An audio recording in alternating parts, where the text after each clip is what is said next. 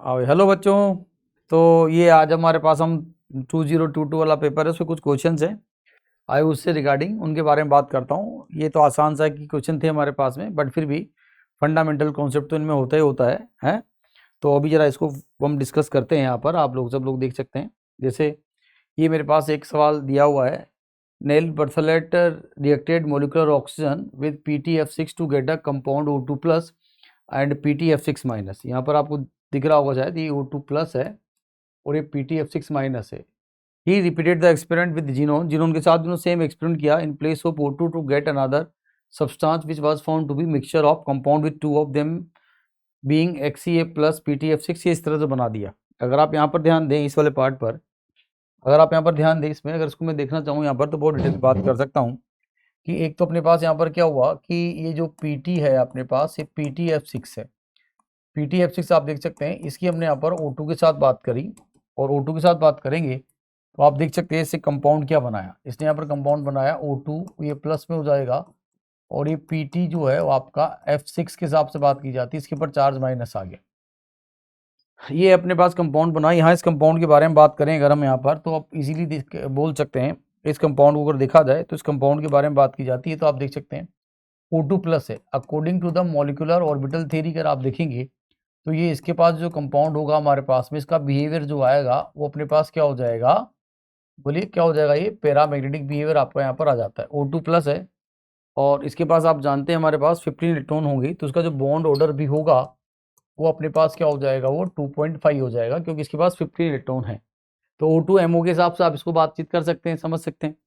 ठीक है साहब। पर सेम एक्सपेरिमेंट उन्होंने क्या किया, PtF6 के साथ बात की और सेम एक्सपेरिमेंट उन्होंने रिपीट किया।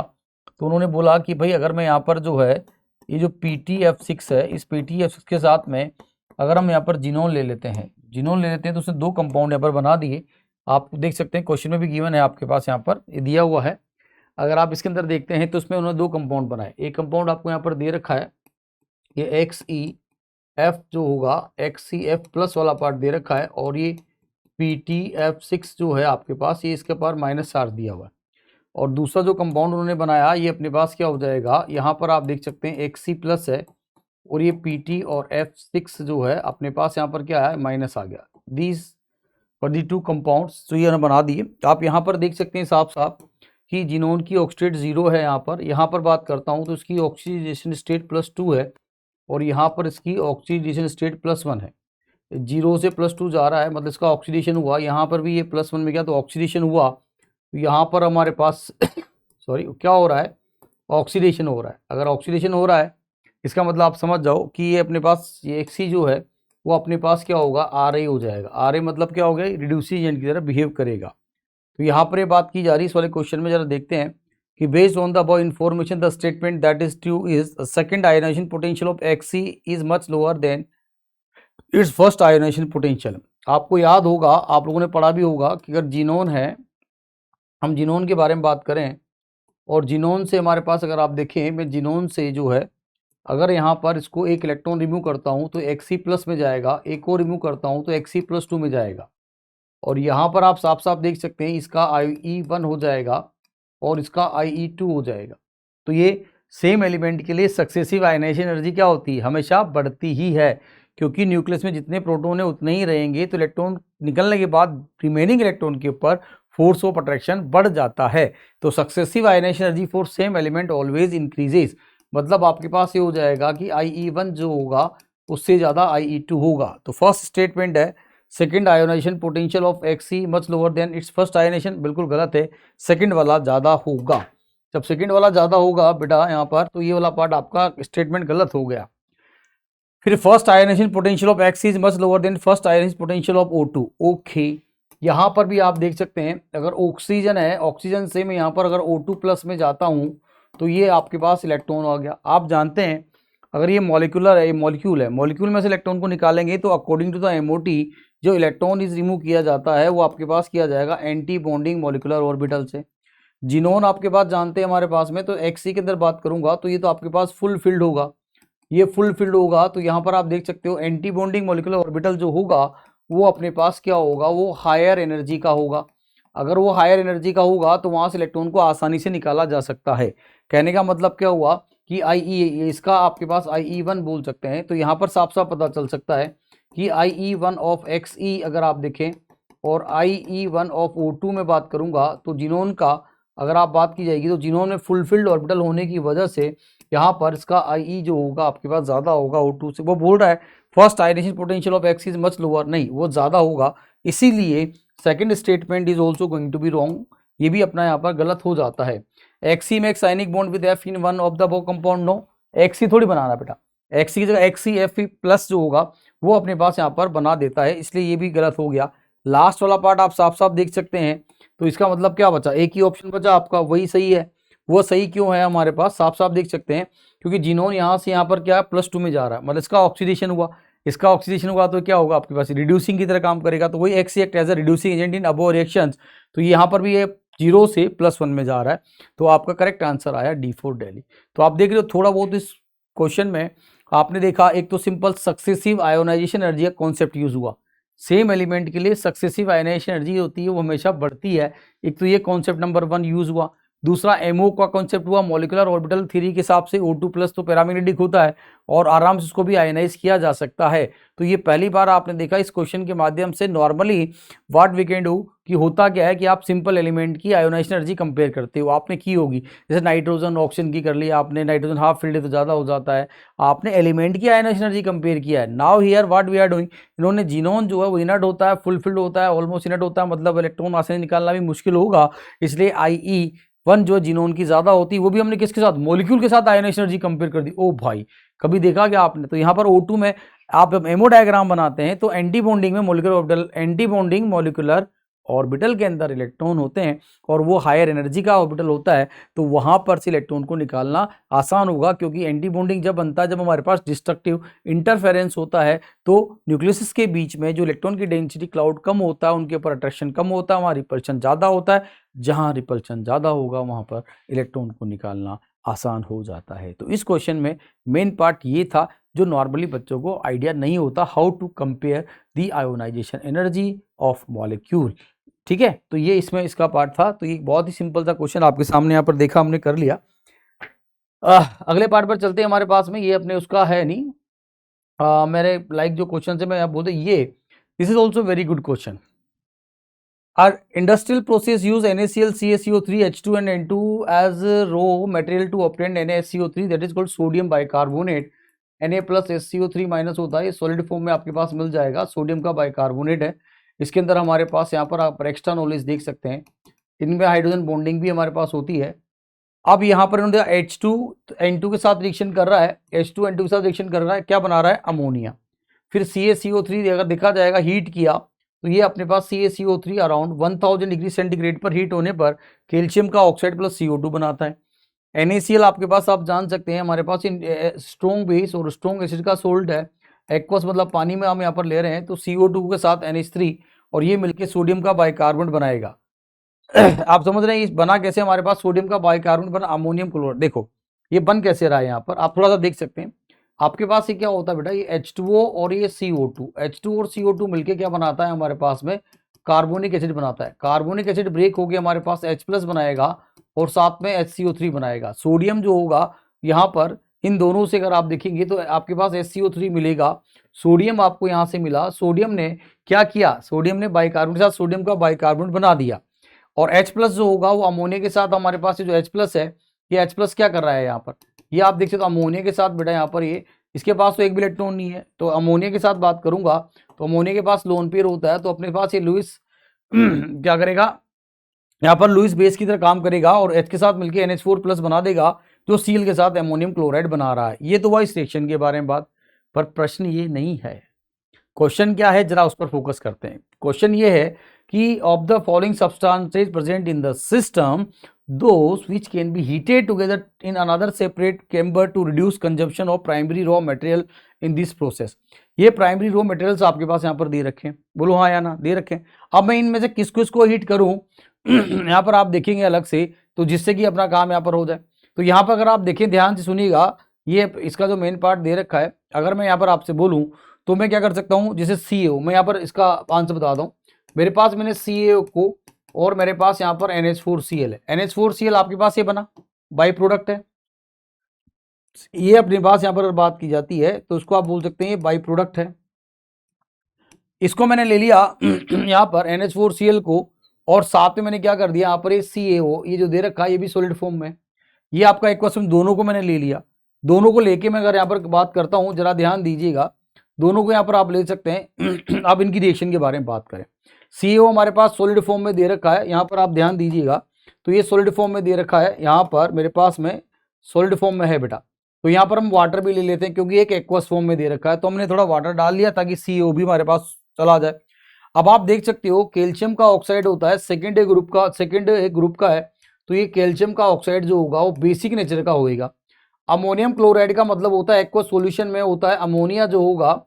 यहाँ पर आप देख सकते हो अमोनियम क्लोराइड का मतलब अगर आप देखेंगे यहाँ पर आप देख सकते हो, तो ये इसको मैं ऐसे लिख सकता हूँ, ये अपने पास NH3 हो जाएगा, आपके पास NH3 प्लस HCl, ये इससे मिलकर बना होगा, अमोनिया प्लस HCl से अमोनियम क्लोराइड बना होगा। अब आप देख सकते हैं साफ साफ यहाँ पर कि ये जो अमोनिया है आपके पास में, ये अमोनिया जो होगा वो पानी में आसानी से डिजोल्व हो सकती है, और HCl जो होगा आपके पास वो होता है एसिड। तो ये एसिड और बेस की यहाँ पर रिएक्शन हो जाएगी, एसिड और बेस की रिएक्शन हो जाएगी, तो ये क्या बना देगा यहाँ से CaCl2 बना देगा। यहाँ पर आप चाहो तो दो मॉलिक्यूल ले सकते हो, CaCl2 बना देगा, और साथ में हमारे पास वाटर और निकल जाएगा। तो मुझे यहाँ पर क्या मिल जाएगी, मुझे यहाँ पर क्या मिल जाएगी, अमोनिया मिल जाएगी। तो आप देख रहे हो सोडियम का बाइकार्बोनेट बनाने के लिए आपको क्या चाहिए था, यहाँ पर हमारे पास में अमोनिया चाहिए था। ये अमोनिया, जो अमोनिया मैंने क्या किया, कैल्शियम का ऑक्साइड प्लस मैं अमोनियम क्लोराइड जो बाई प्रोडक्ट था, दोनों को अलग से चेंबर में लेके दोनों को अलग से मैं हीट कर देता हूं, क्योंकि मेरे पास जब मैं अमोनियम कार्बन बना रहा हूं तो ये मेरा बाई प्रोडक्ट है, ये अलग से निकल जाएगा, इसको मैंने यूज कर लिया। मुझे यहाँ पर CO2 चाहिए थी, तो CO मेरे पास बचा हुआ रह गया, तो मैं CO को अलग ले लूंगा, और मेरे पास में अमोनियम क्लोराइड को बाई प्रोडक्ट अलग लेके दोनों को हीट कर दूंगा, हीट करूंगा तो मेरे पास वहां पर अमोनिया प्रोड्यूस हो जाएगी। ये देख सकते हो यहाँ पर ये होगा, तो यहाँ पर क्या बचा आपके पास अमोनिया, तो CaCl2 तो आपके पास वहां चला गया, और अमोनिया गैस आपके पास यहाँ पर आ जाएगी। बाकी अगर वो देखेंगे तो वाटर वाटर और आप देख सकते हैं, तो अमोनिया गैस मुझे यहाँ पर एक्स्ट्रा मिल जाएगी, और उस अमोनिया गैस को मैं यहाँ पास कर दूंगा इस वाले चेंबर में, तो मेरे पास बाइकार्बोनेट और ज्यादा बनता चला जाएगा। तो ये क्वेश्चन आपका यही था कि भाई अगर हम चाहते हैं कि यहाँ पर हमारे पास कि those which can be heated together in another separate chamber to reduce consumption of primary raw material, तो उससे क्या हो जाएगा, अपने पास में ये प्राइमरी जो कंजप्शन जो हो रहा है वो कम हो जाएगा। तो ये आपका आंसर यहाँ पर आ जाता है। तो ये आपका बहुत ही सिंपल क्वेश्चन था, बट अच्छा क्वेश्चन था, इसके हिसाब से आप इसको यहाँ पर ले सकते हैं। यहाँ पर देखो CaCO3 को क्यों नहीं लिया, क्योंकि ये CaO देखो यहाँ पर आप, ये CaO बनाएगा साथ में CO2 बनाएगा और साथ में H2, यहाँ पर हमारे पास कोई फायदा नहीं, इसे मैं अमोनिया बना नहीं सकता मैं, मतलब अमोनिया मेरे पास यहाँ पर चाहिए तभी तो बाइकार्बोनेट बनेगा, तो इससे कोई लॉजिक नहीं रहा हमारे पास। NH4Cl H2 के साथ कुछ करेगा ही नहीं, तो यहाँ पर भी कोई मतलब ammonia plus H2 plus HCl कुछ नहीं बना रहा। यहाँ पर देख CaCO3 प्लस अमोनियम का ये वाला, अगर इसको लेता हूं तो ये क्या बनाएगा आपका CaO बनाएगा बेटा, CO2 बनाएगा, और यहाँ पर आपका NH3 प्लस HCl हो जाएगा। अब यहाँ पर आप देखेंगे तो ये क्या करे, CO2 है, CO2 इनमें से किसी साथ रिएक्शन करने वाली है नहीं हमारे पास, ये तो पहले से हमारे पास आपस में जुड़े हुए थे। अमोनिया आपका बेसिक है, बेस वाला बेस के साथ रिएक्शन करेगा नहीं, और करता भी है तो अमोनिया तो हमें चाहिए, यहाँ पर तो अमोनिया यूज हो जाएगी, इसलिए हम इसको भी यूज नहीं कर सकते। तो ये आपके पास दो सिंपल सिंपल से क्वेश्चन थे इस वाले पेपर के अंदर, आप देख सकते हो which is related to IOC के हिसाब से हमारे पास ये रिलेटेड क्वेश्चंस थे, और आई होप सो आपको ये कॉन्सेप्ट समझ में आ गया होगा। सिंपल से क्वेश्चन यहाँ पर हमने देखे, तो इस तरह से हम यहाँ पर अप्रोच करके देख सकते हैं। ठीक है, तो thank you very much for this 2 questions, बाकी फिर अगले पेपर में फिर मिलते हैं। चलो, हेलो बच्चों, कैसे हैं आप सभी। मैं शैलेंद्र गुप्ता आप सभी का स्वागत करता हूं ओलंपियाड वाला के अपने इस चैनल पे, जहां पर हम एक ऐसी सीरीज लेके आए हैं जो कि आपके लास्ट के कुछ सालों में आए हुए INJSO के पेपर्स के बारे में क्या कर रही है, डिस्कस कर रही है। तो आज की इस वीडियो में हम 2022 में आए हुए पेपर के बारे में डिस्कस करेंगे। और बच्चों, हमारा सभी का मानना है आप सभी की पढ़ाई बहुत अच्छे से चल रही होगी और आप सीरियसली INJSO के लिए प्रिपरेशन कर भी रहे होंगे।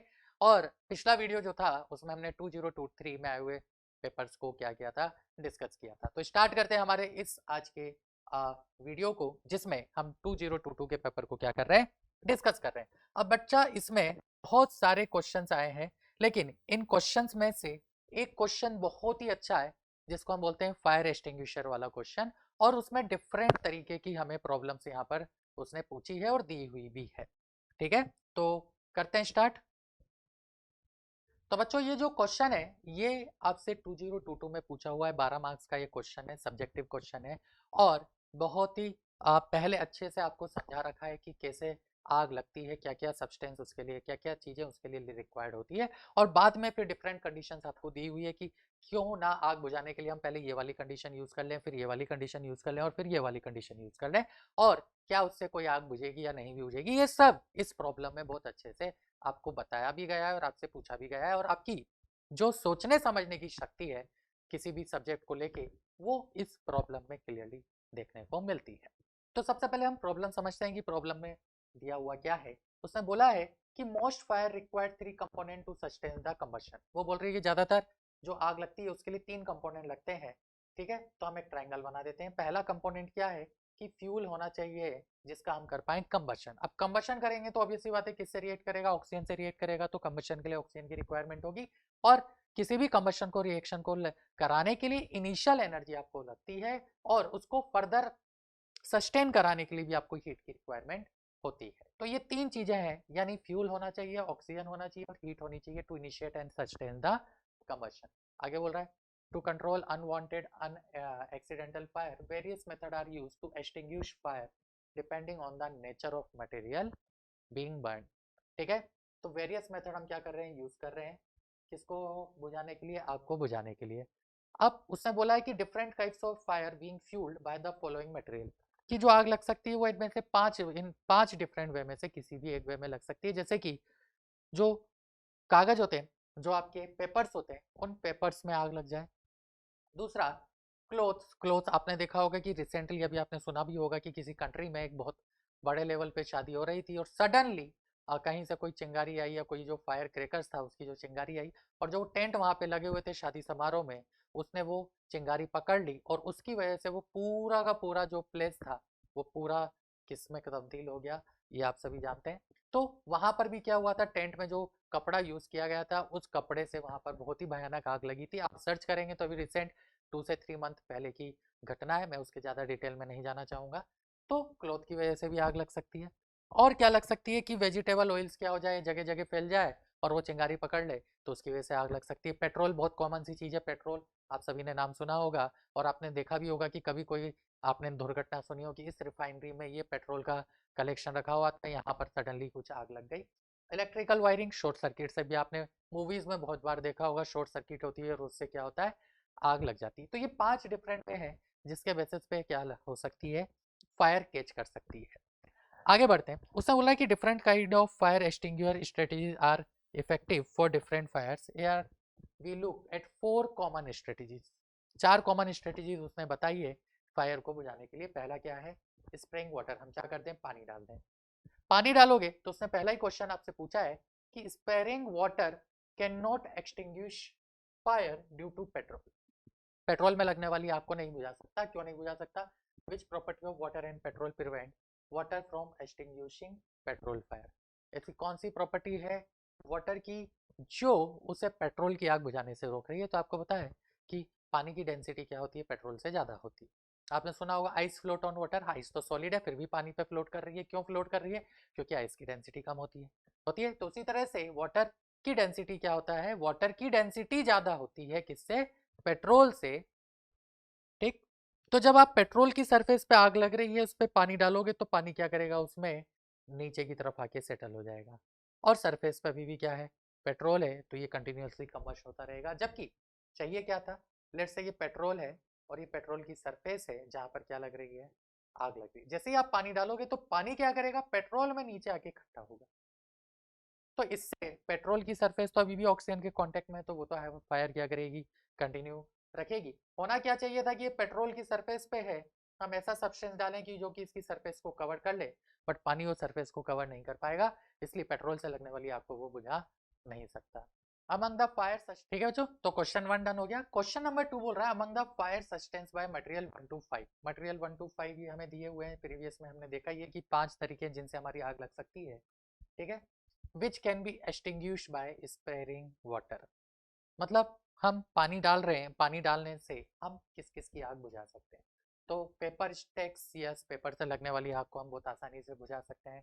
ठीक है, क्लोथ से लगने वाली आग को भी हम आसानी से बुझा सकते हैं। लेकिन अगर हम बात करें सबसे पहले पेट्रोल इन ड्रम्स, ड्रम्स में लगे हुए रखे हुए पेट्रोल में लगने वाली आग को नहीं बुझा सकते। क्यों, क्योंकि वो मैंने आपको ऑलरेडी बताया कि वाटर की डेंसिटी ज़्यादा है, बॉटम पे आ जाएगा। इलेक्ट्रिकल वायर से रखने वाली आग को हम नहीं बुझा सकते, ठीक, क्यों? क्योंकि वाटर क्या होता है, इलेक्ट्रिकल कंडक्टर होता है, राइट। और वेजिटेबल ऑयल्स जो जगह जगह पर स्पिल हो रहा है, उससे भी लगने वाली आग को हम इजीली नहीं बुझा सकते पानी के छिड़काव से। तो इसका जो करेक्ट आंसर आएगा वो ए 1 एंड 2 ही आएगा, ठीक है।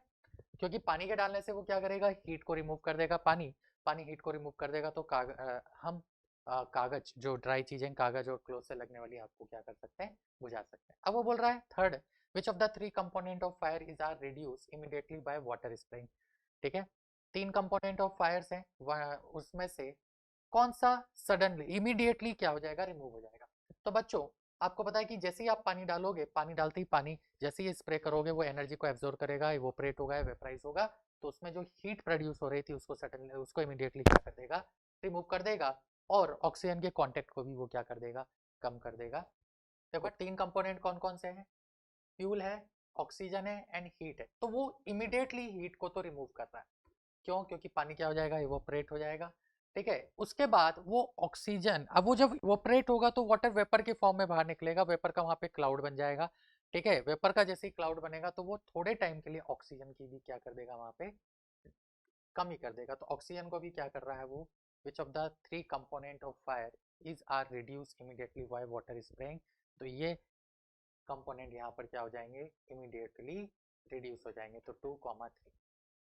नेक्स्ट है, the properties of water responsible for the role mention in 3A is are due to, यानी पानी के अंदर ऐसी कौन सी प्रॉपर्टी है जिसकी वजह से ये जो हम 3A में बात कर रहे हैं कि ये इमीडिएटली वाटर स्प्रे करने से रिड्यूस हो गए, उसका मेन रीजन क्या है? तो उसका मेन रीजन क्या है, latent heat of vaporization and high specific heat.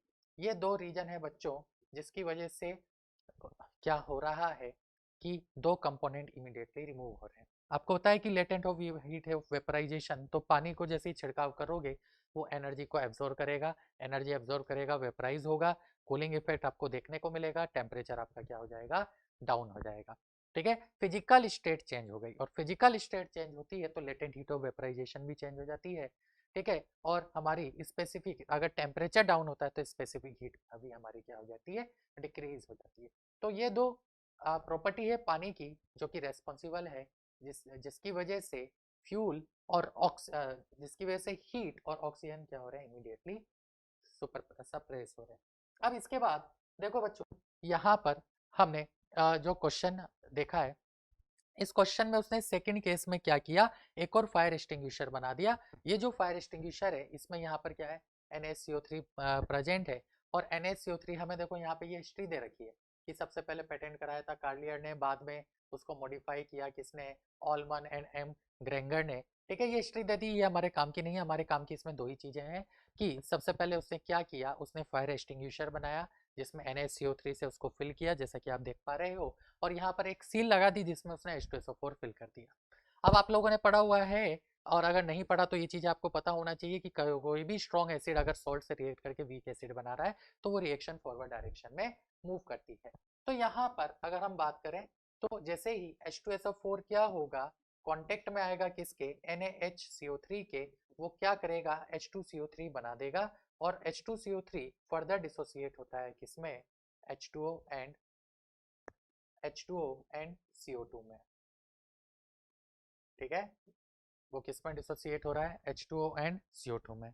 तो H2O अगेन देखो पानी वहां पे बन रहा है, लेकिन साथ के साथ में कौन सी गैस लिबरेट हो रही है, CO2 गैस भी लिबरेट हो रही है। तो अब क्वेश्चन क्या पूछ रहा है, क्वेश्चन बोल रहा है विच of the 3 component of fire does soda acid suppresses in fire. वो बोल रहा है कि जो 3 कंपोनेंट है 1 2 3 में से जो हमने यहाँ पर देखे थे, उसमें से soda acid suppresses in fire. तो अल्टीमेटली है क्या, यहाँ पर पानी बन रहा है, और हमने पहले भी देखा था कि पानी किसको कम कर रहा है, तो पानी हीट वाले कंपोनेंट को पूरा का पूरा निकाल रहा है, और दूसरा वो ऑक्सीजन को भी क्या कर रहा है, ऑक्सीजन के भी कनेक्शन को कट करने की कोशिश कर रहा है, ठीक है। तो इसका जो आंसर आएगा वो आ जाएगा आपका क्या, ऑक्सीजन एंड हीट, इन दोनों को वो क्या करेगा, रिमूव करेगा। हीट में तो इमीडिएटली आपको क्या देखने को मिलेगा, कमी देखने को मिलेगी। तो इसका जो आंसर हो गया वो क्या हो गया हमारा, 2 and 3। Should a soda acid extinguisher be used to reduce क्या, petrol fires and electrical wires. तो अगेन मैंने आपको बताया पेट्रोल, पानी की डेंसिटी ज़्यादा है, पानी की डेंसिटी ज़्यादा है तो बॉटम पे आ जाएगा, तो पेट्रोल से लगने वाली आग को तो वो कभी नहीं बुझा सकता। एक बड़ा नो है इसके लिए, तो बड़ा वाला नो, नो यानी पेट्रोल फायर्स को वो रिमूव नहीं कर सकता। सिमिलरली इलेक्ट्रिकल वायर्स को भी वो के वजह से भी जो आग लग रही है उसको भी वो रिमूव नहीं कर सकता, क्योंकि पानी में क्या होते हैं, आयंस होते हैं, वो इलेक्ट्रिसिटी को क्या करते हैं, कंडक्ट कर रहे हैं। ठीक है, तो यहाँ पर वो भी क्या करेगा, वो भी उसमें पार्टिसिपेट करेगा। नेक्स्ट है another version of CO2 based extinguisher जो कि डेवलप किया गया। तो यहाँ पर क्या होता है, CO2 को वो क्या करते हैं, हाई प्रेशर पे फिल करते हैं। अब देखो बच्चों, CO2 हाई प्रेशर पे है, पानी उसमें नहीं है, और वो बोल रहा है can a CO2 extinguisher be use to reduce petrol fires and electrical wires. तो अब इसमें ओनली CO2 है, ओनली CO2 है, और क्या नहीं है उसमें, क्या नहीं है बच्चों, ध्यान से सुनो, पानी नहीं है, तो पेट्रोल से लगने वाली आग को CO2 बुझा देगी, और इलेक्ट्रिकल वायर से लगने वाली आग को भी CO2 बुझा देगी। क्यों? क्योंकि ये ऑक्सीजन की सप्लाई को एकदम से डिस्कनेक्ट कर देगी। ठीक है, तो इसकी हैवी है तो ये बॉटम पे आ जाएगी, ये बॉटम पे आ जाएगी, तो नीचे CO2 के पार्टिकल्स की लेयर हो गई और ऑक्सीजन उसके ऊपर हो गई, तो ऑक्सीजन अब डायरेक्ट कांटेक्ट में नहीं आ पाएगी किसके, पेट्रोल के। इस वजह से पेट्रोल से लगने वाली आग क्या हो जाएगी, बुझ जाएगी। A third type of fire extinguisher is used specifically for vegetable oil fire. These fire extinguisher spray a fine spray of alkaline potassium carbonate. Alkaline potassium carbonate का फॉर्मूला आपको पता है, K2CO3 होता है, पोटेशियम एसीटेट हमारा CH3COO होता है। On burning oil, this fine spray causes formation of foam on the soil surface. ये फाइन स्प्रे क्या करेगा, फोम बना देगा सोइल सरफेस पे। अब वो बोल रहा है ठीक है, in this case which of the three component of fire get reduce, पानी के कौन कौन से कंपोनेंट है, सॉरी फायर के कौन कौन से कंपोनेंट है जो कि क्या हो जाएंगे, रिड्यूस हो जाएंगे। Right one sentence for each of the component. तो पहले हम उन तीन कंपोनेंट को यहाँ पे दोबारा लिख लेते हैं। क्या था हमारा, फर्स्ट वाला था फ्यूल, सेकेंड वाला था ऑक्सीजन, और थर्ड वाला क्या था, हीट। ठीक है, तो हमारे ये तीन कंपोनेंट हैं, इन तीन कंपोनेंट के बारे में वो एक एक सेंटेंस लिखने को आपसे पूछ रहा है। ठीक है, and in this case which of the three component of fire gate reduce. तो सबसे पहले हम बात करते हैं किसकी, फ्यूल की। अब देखो एल्कालाइन, बच्चों जो सॉल्यूशन है वो कैसा है, नेचर में एल्कालाइन है, एल्कालाइन है, तो एल्कालाइन होने के कारण जो फ्यूल है वो क्या करेगा, उस एल्कालाइन सॉल्यूशन से रिएक्ट करेगा।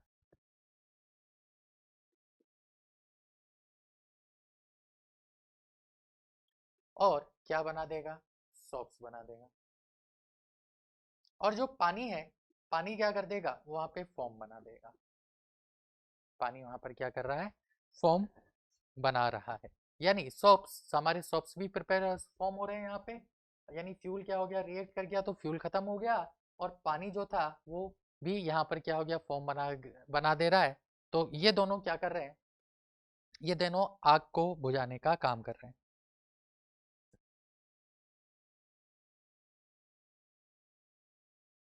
ठीक है, तो फ्यूल ने क्या किया, एल्कालाइन सॉल्यूशन से रिएक्ट किया और क्या बना दिया बच्चों, सोप बना दिया।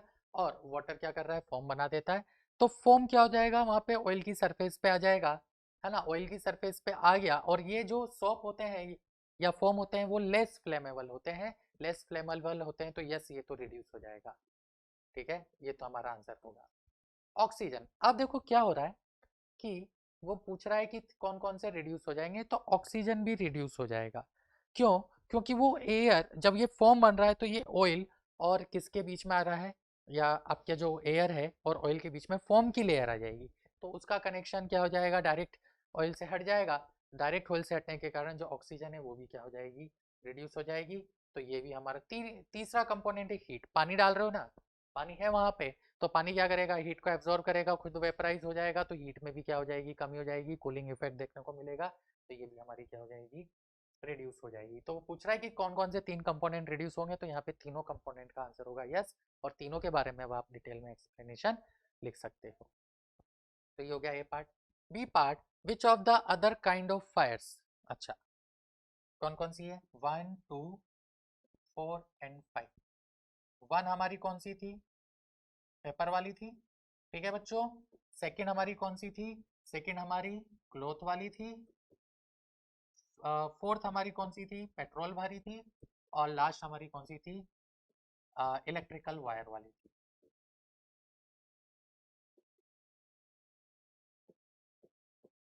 लास्ट हमारी कौन सी है, इलेक्ट्रिकल वायर वाली है।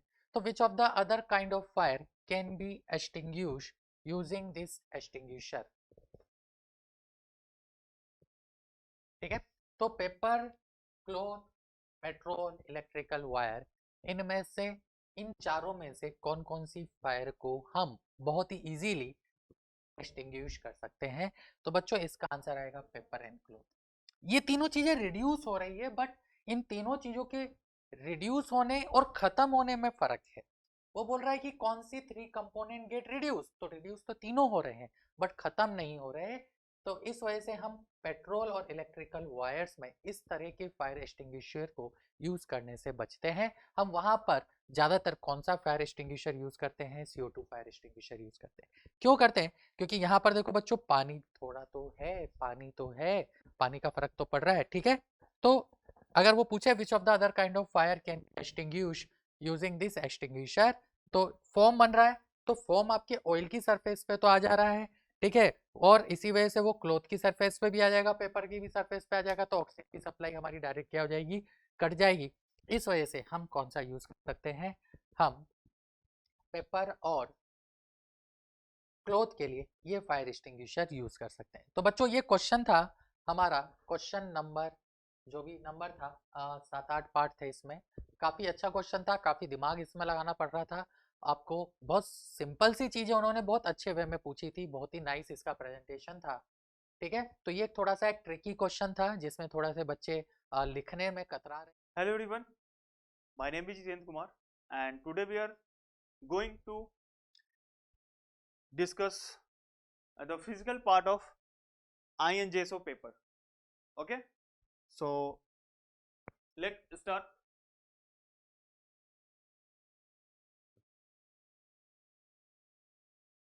फर्स्ट क्वेश्चन वो है IOC का। सेकंड क्वेश्चन देखते हैं। सेकंड क्वेश्चन अपना ये फिजिकल का है ना। क्या है, a student took a sandy soil sample from a desert area, ठीक है, put in a bucket and poured tap water on it, है ना। एक क्या किया, बकेट में उसने सैंड भर के लाए, ठीक है, क्या लाया गया इसमें, सैंड लाया उसने, किसी बच्चे ने। फिर क्या बोल रहा है,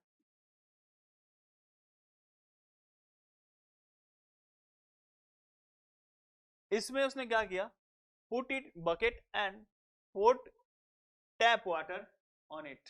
इसमें क्या डाला गया, पानी डाल, टैप वाटर, है ना, टैप वाटर डाला गया, ध्यान देना, ठीक है।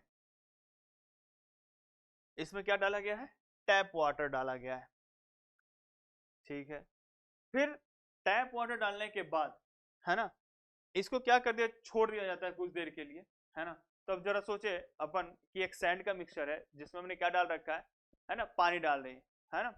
तो पानी और जो अपना सैंड है वो क्या है, एक हेट्रोजीनियस मिक्सचर है। बेसिकली कुछ देर के बाद क्या होगा कि उसमें कुछ भी जो सोल्यूबल होगा या इनसोल्यूबल, जो सोल्यूबल होगा वो हल्का उसमें उस घुल जाएगा, और जो सोल्यूबल नहीं होगा वो क्या होगा, नीचे सेडिमेंट कर जाएगा, बैठ जाएगा, है ना। तो उसके बाद क्या है, इसको सेटल डाउन होने के लिए छोड़ दिया जाता है। फिर she wanted to know if sample had any soluble substance in it, है ना। अब क्या है, वो जो स्टूडेंट है वो ये जानना चाह रहा है कि इसमें कुछ सोल्यूबल पार्ट है या नहीं है ना, कुछ सोल्यूबल हुआ है या नहीं हुआ है, ठीक है। अब पूछ रहा है comparison of which of this properties, है ना। अगर हम इसका कुछ प्रॉपर्टीज, और इसमें क्या है, एक दूसरा हमने लिया है, ये दूसरे बकेट में हमने क्या ले लिया, पानी ले लिया। कौन सा पानी, जो हमने टैप वाटर, वही वाला, है ना, जो हमने टैप वाटर ही लिया है दूसरे में भी। तो इसका जो प्रॉपर्टी है और इसका जो प्रॉपर्टी है, हम किस प्रॉपर्टी को स्टडी करें कि हमें ये पता चल जाए, है ना, कि इसमें कुछ सोल्यूबल हुआ है कि नहीं है ना। ठीक है, तो देखो पहला दे रखा है क्या, पीएच दे रखा है ना। तो पीएच से अपन कैसे जानेंगे, बेसिकली सोचने वाली बात है। ये टैप वाटर है, इसका भी कुछ पीएच होगा, और बेसिकली इसमें जो टैप वाटर है इसका भी क्या होगा, कुछ पीएच होगा। और बेसिकली जो पीएच यहाँ पे होगा, है ना, सैंड वाटर या मिट्टी क्या है, एक तरह से न्यूट्रल चीज है ना, है ना। तो जो टैप वाटर है ये भी समझो, तो यहाँ पे दोनों का पीएच क्या हो जाएगा, बराबर हो जाएगा, है ना, लगभग। तो अपन पीएच से ये नहीं बता सकते कि इसमें कुछ सोल्यूबल है कि नहीं। ऐसे भी सोचो ना, पीएच से हमें कैसे पता चलेगा, एसिड बेस होता, अगर कुछ एसिड बेस हो तो अपन बता सकते हैं, है ना। अपन एसिड या बेस तो इसमें डाले ही नहीं है, ये तो क्या डाले, अपन सैंड डाले हैं, तो अपन पीएच से इसको डिटरमाइन नहीं कर सकते हैं। दूसरा है डेंसिटी। अब आते हैं डेंसिटी पे, है ना। ठीक है भाई, तो देखो अगर मान लो ये टैप वाटर है सिर्फ, और यहाँ पे अगर कुछ पार्ट सोल्यूबल होगा, है ना, तो जैसे ही सोल्यूबल होगा वाटर में, क्या हो जाएगा, वहां पे उसका, है ना, जो डेंसिटी है वो क्या हो जाएगा, बढ़ जाएगा, है कि नहीं। जैसे मान लो हमने एक वाटर लिया, टैप वाटर लिया, और दूसरा हमने क्या बना रखा है, एक सॉल्यूशन बना रखा है किसका, शुगर का और वाटर का। तो जो शुगर और वाटर का जो सॉल्यूशन होगा, है ना, उसका डेंसिटी क्या होगा, ज्यादा होगा, और जो सिंपल टैप वाटर होगा उसका डेंसिटी क्या होगा, कम होगा। इसीलिए इसका आंसर कौन क्या हो जाएगा, डेंसिटी हो जाएगा। आगे बढ़ते हैं टेम्परेचर पे। तो जब हम दोनों का टेम्परेचर कंपेयर करेंगे तो क्या होगा, बराबर होगा लगभग, हम टेम्परेचर से नहीं बता सकते। उसके बाद है लाइट स्कैटरिंग इन आइडेंटिकल कंटेनर। अब मान लो कि लाइट स्कैटरिंग की बात करें, तो ये क्या है, टैप वाटर है ना। अब मान लो यहाँ पे क्या होगा, कुछ ये भी टैप वाटर ही है ना। तो अगर कुछ चीजें सोल्यूबल है और यहाँ पे क्या है, अनसोल्यूबल, दोनों के लाइट स्कैटरिंग लगभग लगभग क्या होंगे, बराबर होंगे। हम ये नहीं बता पाएंगे, है ना, कि लाइट स्कैटरिंग से कि इसमें कुछ सोल्यूबल है या नहीं है। ओके, आगे बढ़ते हैं। तो इस क्वेश्चन का जो आंसर होगा वो क्या होगा, डेंसिटी होगा। और क्यों होगा, समझ में आ गया होगा, है ना। आगे बढ़ते हैं। आगे है एन इंडस्ट्रियल प्रोसेस, सॉरी ये आईओसी का क्वेश्चन है, ये आपको फिजिक्स में बता दिया जाएगा। फिफ्थ है, फिफ्थ क्वेश्चन है। अब देखो ये जो पूरे क्वेश्चन है, जो अपना फिफ्थ क्वेश्चन है, कितने मार्क्स का है, 10 मार्क्स का है। ये जो क्वेश्चन था ये बेसिकली अपना रिलेटेड है, किससे रिलेटेड है, सपोनिफिकेशन रिएक्शन से रिलेटेड है ना। तो पहले अपन क्या करते हैं, सपोनिफिकेशन रिएक्शन पढ़ लेते हैं, थोड़ा सा जान जाते हैं, फिर अपन इस पैसेज का अपन आंसर करेंगे, है ना। ठीक है,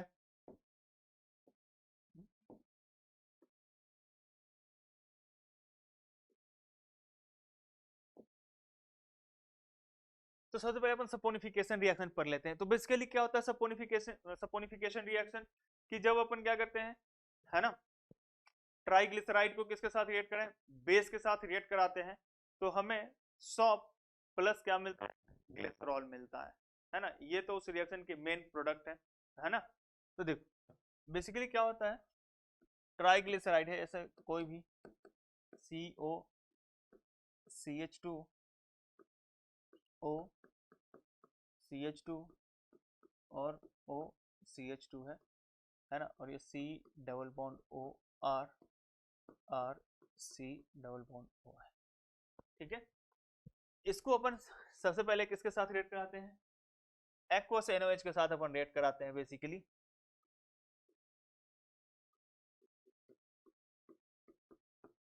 है ना। किसके साथ रिएक्ट करते हैं, एक्वस NaOH के साथ। तो ये हमें क्या देता है, सबसे पहले तो ये 3 moles RC double bond OH दे देता है। बेसिकली क्या होता है अपने को पता है कि जब एस्टर, है ना, एस्टर का जब हम हाइड्रोलिसिस करते हैं तो हमें क्या मिलता है, एसिड मिलता है और अल्कोहल मिलता है बेसिकली, है ना। तो देखो ये वाला पार्ट जो है एसिड बन जाता है ना। अगर हम देखें तो ये वाला जो पार्ट है इस साइड वाला, है ना, इस साइड वाला पार्ट जो है वो किस में कन्वर्ट होता है, एसिड में। और ये इधर जो है वो अल्कोहल में कन्वर्ट हो जाता है, मतलब यहाँ पे केवल OH जुड़ जाएगा, है ना, OH लग जाएगा। तो बेसिकली क्या बन जाएगा, एसिड पहले बनेगा, है ना, अब 3 है तो 3 मोल बन जाएगा, plus OH CH2 CH2 CH2 OH, जिसको अपन क्या बोल रहे हैं, ग्लिसरॉल बोल रहे हैं। ठीक है, अब देखो ये एसिड है, ये बेस है, ये बेसिकली फिर से रिएक्ट कर लेता है किसके साथ, एक्वस के NOH के साथ, क्योंकि ये क्या होता है, ये होता है एक्सेस में होता है।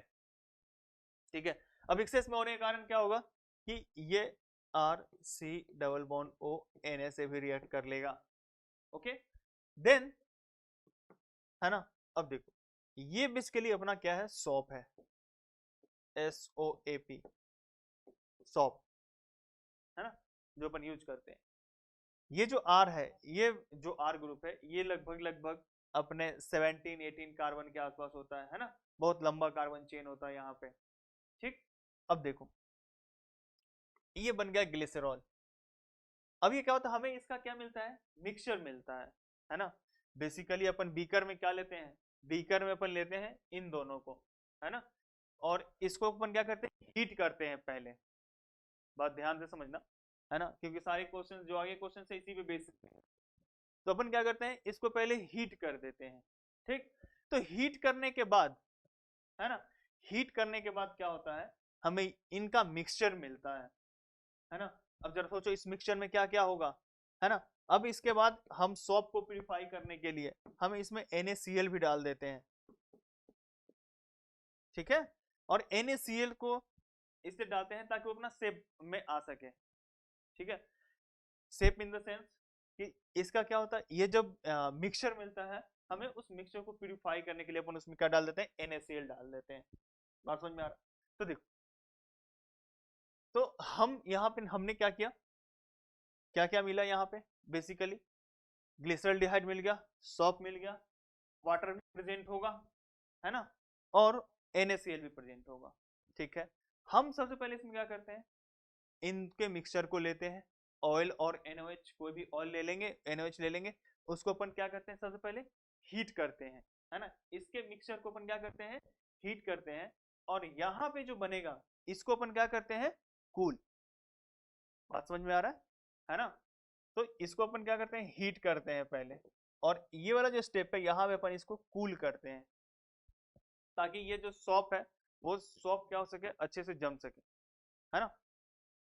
ठीक है, अब चलते हैं अपन क्वेश्चंस की ओर, है ना। अब जरा से एक चीज और ऑब्जर्व करना, एक चीज मैं आपको ऑब्जर्व करने के लिए बोलूंगा। बेसिकली अगर हम इस रिएक्शन की बात करें, है ना, ये पूरे रिएक्शन की, तो हमें क्या मिलेगा कि जो 3 मोल NaOH अगर हम यूज करेंगे, है ना, हमें 3 मोल NaOH से 1 मोल ये मिलेगा ग्लिसरॉल्डिहाइड। ठीक है, ध्यान देने के मैं पहले से भी बता देता हूं आपको कि आगे ये काम आएगा अपने को पैसेज में। ठीक है, चलते हैं पहले क्वेश्चन की ओर। तो पहला क्वेश्चन क्या है, in which order should these material be mixed to obtain soap, indicate the mixing order in 3 step S1 S3। note that mixing of caustic soda and water produces a lot of heat। ये बोला है caustic soda और water को जब हम मिलाएंगे तो यहां से क्या मिलेगा, लॉट्स ऑफ हीट मिलेगा। ठीक है भाई, तो देखो अपन सबसे पहले क्या कर लेते हैं, इसी को मिला देंगे, है ना, ताकि आगे के रिएक्शंस में जो एक्सेस हीट है ना, क्योंकि देखो बेसिकली क्या होगा, रिएक्शन में अगर बहुत ज्यादा हीट मिल जाए, है ना, तो बहुत ज्यादा हीट करने से क्या होगा, तो हो सकता है कुछ अनवांटेड प्रोडक्ट मिल जाए, है ना। ठीक है, तो अपन सबसे पहले क्या कर लेंगे, कॉस्टिक सोडा और वाटर को ही मिक्स कर लेंगे, है ना। तो हमारा जो सबसे पहला स्टेप होगा S1, वो क्या होगा, mixing of caustic soda and water. बात समझ में आ गया, ओके। तो अगर हम पहला लिखें, है ना, अगर S1 लिखूं मैं, अगर मैं S1 लिखूं तो क्या करेंगे अपन, NaOH प्लस वाटर को मिक्स करेंगे।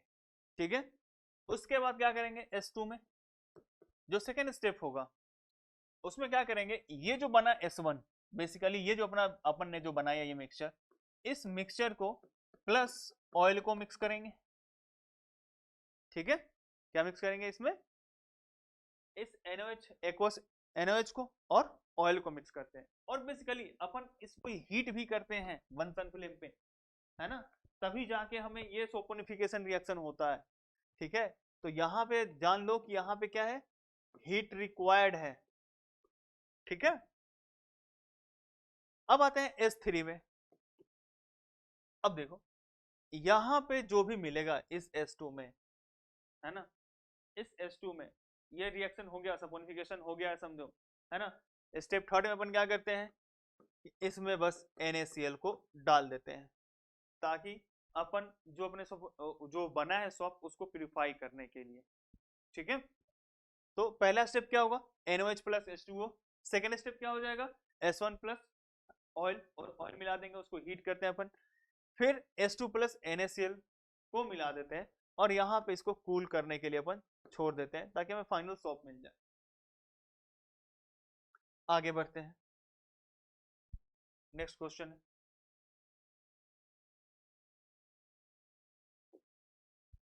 पहला क्लियर हो गया होगा आपका। सेकेंड क्वेश्चन क्या है, cooling the mixture is helpful after one of the mixture step while heating the substance is helpful after another mixing step. Identify the two steps S1 to S3, है ना।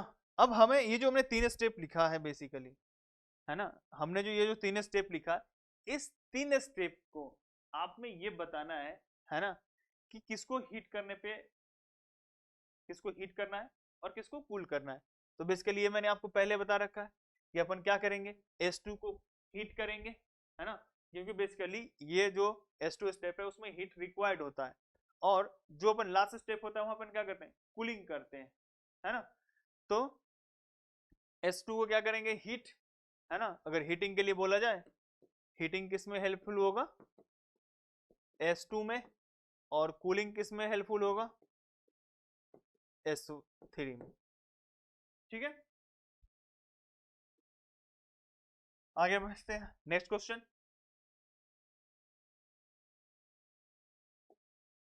After soap is formed and separated, what component of reaction mixture are left behind apart from glycerol? पूछ रहा है कि reaction के बाद, है ना, रिएक्शन के बाद कौन कौन से कंपोनेंट हैं जो मिक्सचर में होंगे, है ना, ग्लिसरॉल को छोड़ करके। ठीक है, तो अपन रिएक्शन पे चलो, तो देखते हैं क्या होगा। हमें यहां से क्या क्या मिला था, ये ग्लिसरॉल मिला था और ये सॉप मिला था, है ना। उसके बाद हम इसमें क्या डाले थे, NaCl डाले थे। अब देखो, एक तो NaCl है, ठीक है भाई, हमने यहां पे क्या ले रखा है, excess of NaOH। Excess of NaOH मतलब हमने यहाँ पे H2O और NaOH को भी एक्सेस में ले रखा है, मतलब अपार्ट फ्रॉम ग्लिसरॉल वाटर बचा होगा, NaOH बचा होगा और NaCl भी बचा होगा, क्योंकि हमने लास्ट में उसमें NaCl को ऐड करते हैं। ठीक है, तो क्या क्या हो जाएगा इसमें, NaCl, H2O और NaOH, है ना। तो इसमें क्या हो जाएगा, H2O, NaCl और NaOH। ठीक है, अपन आगे बढ़ते हैं। फोर्थ क्वेश्चन है, glycerol can not be distilled eight atmospheric pressure, it is removed from reaction mixture by distillation under very low pressure. Based on this information, estimate the range in which boiling point of glycerol at atmospheric pressure is likely to lie.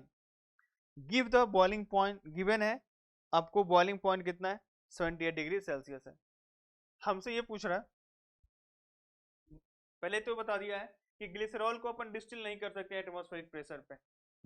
ठीक है, it is removed from reaction mixture है ना, reaction mixture by distillation under very low pressure. Very low pressure कहने का क्या मतलब है? मतलब रूम टेम्परेचर से भी कम प्रेशर, बहुत ही कम प्रेशर कर लेते हैं, है ना। जैसे अपना अभी एटमॉस्फेयर 1 atm का प्रेशर है, 1 atm से भी कम, ठीक है। तो देखो 1 atm से कम हो जाएगा, इसका मतलब क्या है कि वो उसका बॉइलिंग पॉइंट कैसा रहा होगा। जैसे मान लो वाटर है, वाटर का बॉइलिंग पॉइंट कहने का क्या मतलब कि एक एटमॉस्फेयर, है ना, का वेपर प्रेशर बनेगा, है ना। जैसे मान लो कि हमने एक कंटेनर है, इस कंटेनर में अपन क्या कर रहे हैं, वाटर को हीट कर रहे हैं, है ना, ठीक है, वाटर है, ओके। अब वाटर है, ठीक है, बाहर का प्रेशर और अंदर का जो प्रेशर है क्या हो जाए, वो बराबर हो जाए, है ना। वही बेसिकली क्या होता है, बॉइलिंग पॉइंट होता है, ओके। तो अगर प्रेशर कम है, मतलब यहां पे हम कम हीट देंगे, है ना, तो भी क्या हो जाएगा, ये बॉयल कर जाएगा, है ना। अगर प्रेशर बहुत कम हो गया, है ना, बॉइलिंग पॉइंट बहुत कम हो जाएगा, ठीक। आगे बढ़ते हैं। Based on this information estimate the range in which boiling point of glycerol at atmospheric pressure is likely to lie. एक चीज और देखो, जो ग्लिसरॉल है CH2OH, CH2OH और CH2OH है ना। तो हम ऐसे में देखें, और जो अल्कोहल है उसका कितना 78 डिग्री सेल्सियस है, ठीक है।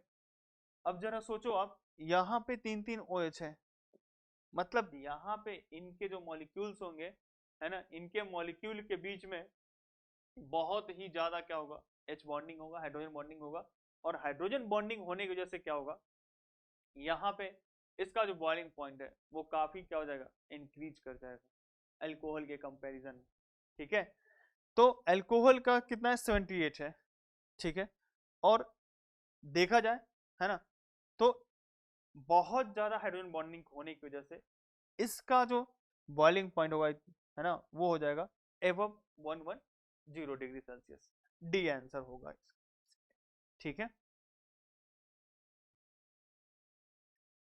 आगे नेक्स्ट क्वेश्चन देखते हैं अपन। बोल रहा है the glycerol obtain in this process is not pure, what is the predominant impurity in the distilled glycerol obtain.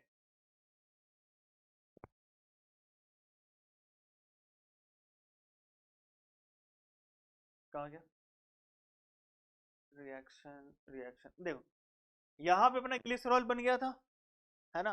अब देखो ग्लिसरॉल में सबसे ज्यादा इंप्योरिटीज जो होगा वो बेसिकली क्या होगा, H2O ही तो होगा। यहाँ पे अगर हम सभी इंप्योरिटीज देखें तो इनमें जो इंप्योरिटीज होगा, इसमें सबसे ज्यादा क्वांटिटी किसका होगा, वाटर का। बेसिकली अपन, है ना, बाद में इसको वाटर से ही इसका प्यूरिफिकेशन भी करते हैं। ये जो सॉपोनिफिकेशन रिएक्शन है ना, इसको जब हमें सॉप को अलग करना होता है तो बेसिकली हम उसको वाटर से क्या करते हैं, उसको फिल्टर वाटर के साथ मिक्स करके उसको हम फिल्टर करते हैं एक्सेस NOH निकालने के लिए। तो बेसिकली जो ग्लिसरॉल है, ग्लिसरॉल के साथ जो सबसे बड़ा इंप्योरिटीज होगा वो क्या होता है, वाटर होता है। तो यहाँ पे इसका आंसर क्या होगा, water. The glycerol obtain in the process is not pure. तो यहाँ पे जो प्रीडोमिनेंट इंप्योरिटी है वो क्या है, अपना वाटर, ठीक है। नेक्स्ट क्वेश्चन है अपना मोल कॉन्सेप्ट का क्वेश्चन है, बढ़िया क्वेश्चन है, ठीक है, ठीक ठाक है।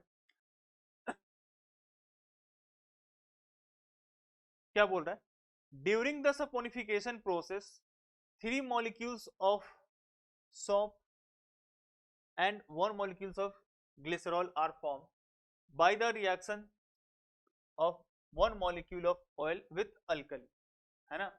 ये बोल रहा है ना, जैसे मैंने पहले ही पढ़ रखा है इस चीज को, कि जैसे ये मान लो ये पूरा क्या है, एक ऑयल का मॉलिक्यूल है ना।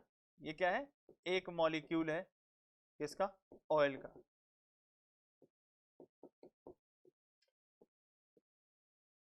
और यहां पे हमें क्या मिल रहा है, 3 मॉलिक्यूल किसका मिल रहा है, अपने सोप का 3 मॉलिक्यूल बन रहा है और 1 मॉलिक्यूल किसका बन रहा है, ग्लिसरॉल का बन रहा है। ठीक है, तो अब जरा सोचो कि 1 मोल ये बन रहा है, ठीक है, 3 मोल ये बन रहा है इसके 1 मॉलिक्यूल से। आगे बढ़ते हैं क्वेश्चन में। अब बोल रहा है when 5 gram of an oil was completely saponified with 50 ml of 0.5 molar NaOH solution, the resultant mixture was titrated with 0.5 molar HCl and it is required 14.0 ml of acid to reach equivalent point। मतलब देखो क्या बोल रहा है कि जब हम 5 gram oil लेते हैं, है ना, क्या ले रहे हैं, ऑयल है प्लस NaOH है, ये क्या देगा, सोप प्लस ग्लिसरॉल देगा। अब देखो ऑयल अपन कितना लिए हैं, 5 ग्राम ऑयल लिए हैं, है ना, इसका कितना लिए, ये अपन लिए हैं 50 ml इसका लिए हैं, है ना, और इसकी मोलरिटी कितनी है, इसकी मोलरिटी है 0.5 मोलर NaOH है ना, ठीक है, ये रिएक्ट करता है ना, रिएक्ट करने के बाद ग्लिसरॉल बनाएगा और, है ना, ग्लिसरॉल बनाने के बाद कुछ NaOH बच जाएगा। अब जो बचा हुआ NaOH है वो जो रिएक्ट कर रहा है किसके साथ, रिएक्ट करेगा 0.5 मोलर HCl के साथ, एसिड बेस रिएक्शन, है ना, ठीक है, मतलब यहाँ पे जो NaOH होगा, है ना, यहाँ पे जो NaOH का जो मोल्स होगा इसके मोल्स के बराबर होगा, है कि नहीं, 0.5 मोलर HCl लेंगे, क्योंकि देखो कुछ रिएक्ट करेगा कुछ NaOH बच जाएगा और जो NaOH बचेगा वो किसके साथ रिएक्ट करेगा, HCl के साथ रिएक्ट करेगा, मतलब HCl के जितने मोल्स होंगे, बेसिकली अगर हम HCl और NaOH के बीच का रिएक्शन लिखें, HCl है प्लस NaOH है, ये रिएक्ट करके क्या बनाएगा, NaCl प्लस H2। तो जरा सोचो इसका जितना मोल्स होगा उतना ही मोल्स इसके भी चाहिए होगा, मतलब और जितना इसका मोल चाहिए होगा वही मोल्स यहाँ पे बचा होगा, है ना, ये बात समझ में आ रहा है, ठीक है। तो देखो हम सबसे पहले क्या करते हैं, HCl का मोल्स निकाल ले, तो HCl का मोल्स कितना आ जाएगा, तो इसके लिए दे रखा है कितना है, 14 ml है और इसका जो मोलरिटी है 0.5 है, मतलब अगर हम मिलीमोल्स ऑफ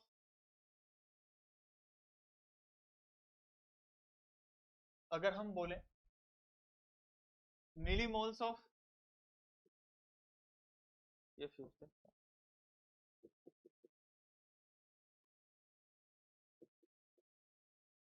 HCl रिक्वायर्ड जो होगा वो किसके बराबर होगा, मिलीमोल्स ऑफ NaOH लेफ्ट, है ना, तो इसका मिलीमोल्स कितना आ जाएगा, 14 अपन अब ले रखा है, मोलरिटी कितना है 0.5, मतलब जो मिलीमोल्स ऑफ NaOH लेफ्ट होगा वो कितना हो जाएगा, 7 मिलीमोल, लिख देता हूँ, है ना, कितना हो जाएगा 7 मिलीमोल्स हो जाएगा। अब देखो हमने टोटल NaOH कितना लिया था, NaOH का देखा जाए तो ये कितना था 50 ml ऑफ 0.5 मोलर है, मतलब यहाँ पे जो NaOH हमने लिया था, NaOH टेकन,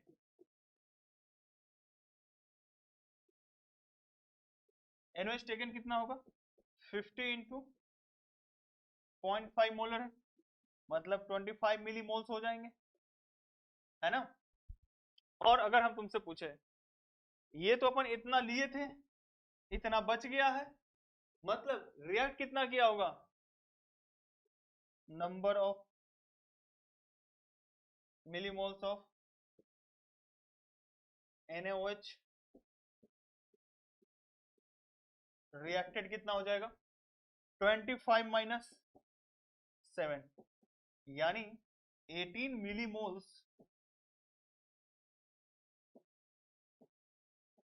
18 मिलीमोल्स क्या किया होगा रिएक्ट किया होगा, है ना। ठीक है, आगे बढ़ते हैं।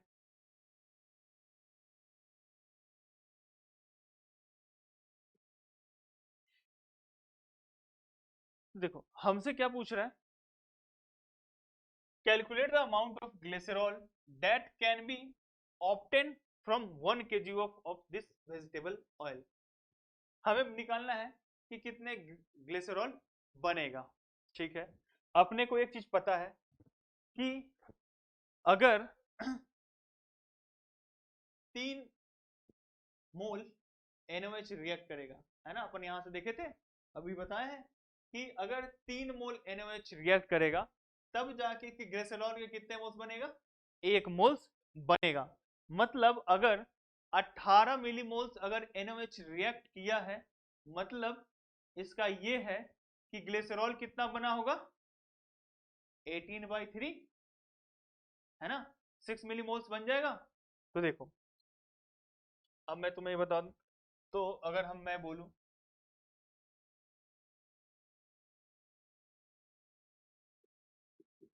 Number of millimoles of glycerol form कितना हो जाएगा 18/3 यानी 6 मिलीमोल, है ना। जब 18 मोल कंप्लीटली NaOH रिएक्ट कर जाएगा तो ग्लिसरॉल का कितना बन जाएगा 6 मिलीमोल्स बन जाएंगे, हाँ या ना। ठीक है, तो देखो अगर ये 6 मिलीमोल्स बन गया मतलब इसका वेट कितना होगा, तो मैं ये कह दूं ग्लिसरॉल का मॉलिक्यूलर वेट कितना होगा सर।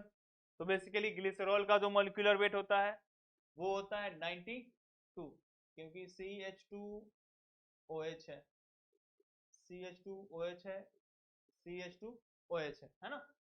एक का निकाले तो कितना आ जाएगा 12 + 19 19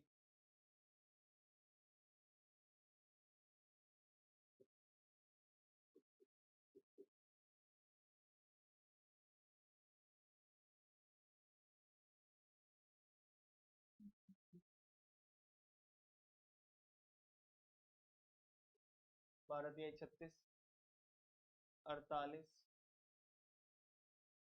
और CH2OH है, CH2OH है और CH2OH है।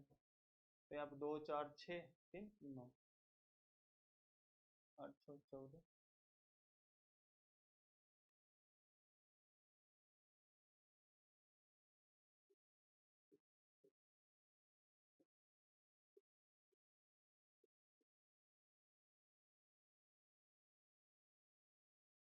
एक का निकाल लेते हैं अपन, कितना हो जाएगा 12 + 3 + 60 15 और 16 कितना हो जाएगा 31 31 इंटू 3 93। सर वेट दे रखा है क्या इसका, अपन 92 ही लेंगे।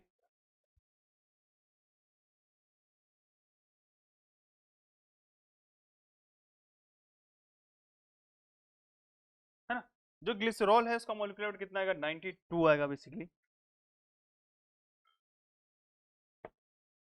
तो देख मिलीमोल से 92 से मल्टीप्लाई कर देंगे और डिवाइडेड बाय कितना करते हैं 100, है ना। तो ये बेसिकली कितना आ जाएगा, ये ग्राम में आ जाएगा। बात समझ रहे हो, ये किस में आ जाएगा, ये ग्राम में आ जाएगा, है ना। हमें वेट पता चल जाएगा कि इतना ग्राम होगा। अब हमें ये पता है, हमें बेसिकली निकालना है कि अगर हम 1 kg ऑयल को रिएक्ट कराएं तो ग्लिसरॉल कितना बनेगा, है ना। तो देखो ऐसा बोल सकते हैं कि सर अब तो कर दो 5 ग्राम के लिए कितना बन रहा है 6 × 92/1000, है ना। इसीलिए 1 ग्राम के लिए कितना बनेगा 6 × 92/1000, इसीलिए 1000 ग्राम के लिए कितना बनेगा, है ना। सिंपल सा न्यूट्री मेथड, 92/1000 इंटू 1000 कट जाएगा इंटू 5, है ना। ये 1000 कट जाएगा और ये जो इसके लिए कितना आ जाएगा, ये 1.2 आ जाएगा। और इसको जब करोगे तो कितना आ जाएगा, 92 इंटू 1.2, ये 110.4 ग्राम आ जाएगा। ठीक है ना। तो ये इस क्वेश्चंस का सॉल्यूशन है। बेसिकली हमें याद ये ध्यान देना था कि NaOH जो होगा, है ना, 3 मोल NaOH से 1 मोल कितना बनेगा, ग्लिसरॉल बनेगा, है ना। उसी पे अपना ये कहानी खत्म।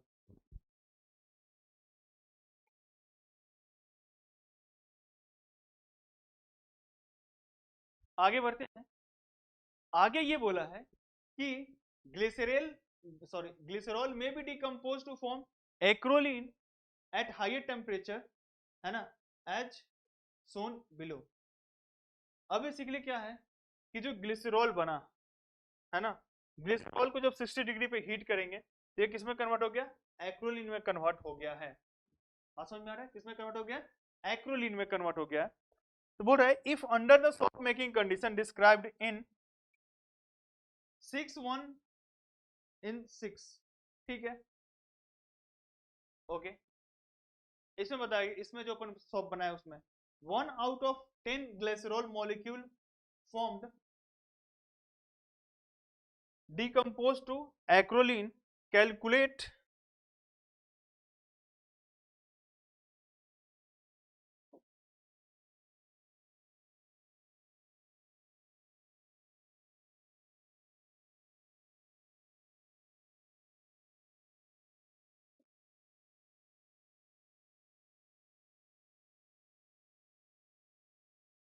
देख लेते हैं।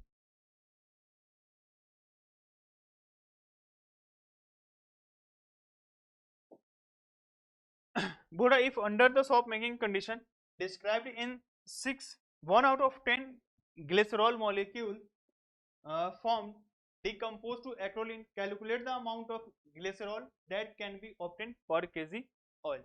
तो देखो पर kg ऑयल जो है, जो पर kg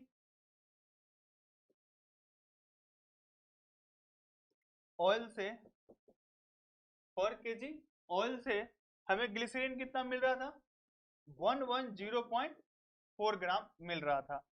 अब जरा इस स्टेटमेंट को समझो, इसमें क्या बोल रहा है कि 1 out of 10, 1 out of 10, 1 out of 10 molecule क्या हो रहा है ग्लिसरॉल का, किसमें कन्वर्ट हो जा रहा है, एक्रोलीन में कन्वर्ट हो जा रहा है। तो जरा सोचो, अगर 1 out of 10 मॉलिक्यूल किसमें कन्वर्ट हो रहा है, एक्रोलीन में कन्वर्ट हो रहा है, मतलब उसका 10% किसमें कन्वर्ट हो जाएगा, एक्रोलीन में कन्वर्ट हो जाएगा। और जो 90% है वो किसमें रहेगा, ग्लिसरॉल में रहेगा। बस ये समझना था यहाँ पे, है ना। तो देखो ये 1 out of 10 का मतलब वही है, इसको मोल्स बोल लो, वेट बोल लो, है ना, क्योंकि 1 out of 10 मॉलिक्यूल्स दे रखा है।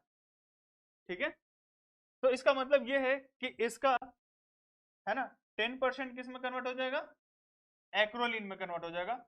और जो 90% होगा वो किस में रहेगा, ग्लिसरीन में ही रहेगा। तो इसका अगर हम 90% निकाल लें, है ना, 90 डिवाइडेड बाई 100, तो इसको जब हम कैलकुलेट करेंगे अपन, तो ये बेसिकली आ जाएगा 99.36 ग्राम। ठीक है, तो बेसिकली ये क्वेश्चन नंबर 7 का ये कंप्लीट सॉल्यूशन है ना। ये जो आपका क्वेश्चन नंबर 7 है, ये बेसिकली प्योर किस पे डिपेंडेंट है, अपना सपोनिफिकेशन रिएक्शन पे था पूरा का पूरा। अगर आपने सपोनिफिकेशन रिएक्शन बहुत ढंग से पढ़ रखा था तो ये क्वेश्चन बहुत ही आसान था, है ना। सपोनिफिकेशन होता क्या है, कौन किसके कितने मॉलिक्यूल यूज हो रहे हैं, है ना। तो और एक लास्ट में एक ये मोल कॉन्सेप्ट का क्वेश्चन था बढ़िया वाला। ठीक है, सो आई होप, थैंक यू।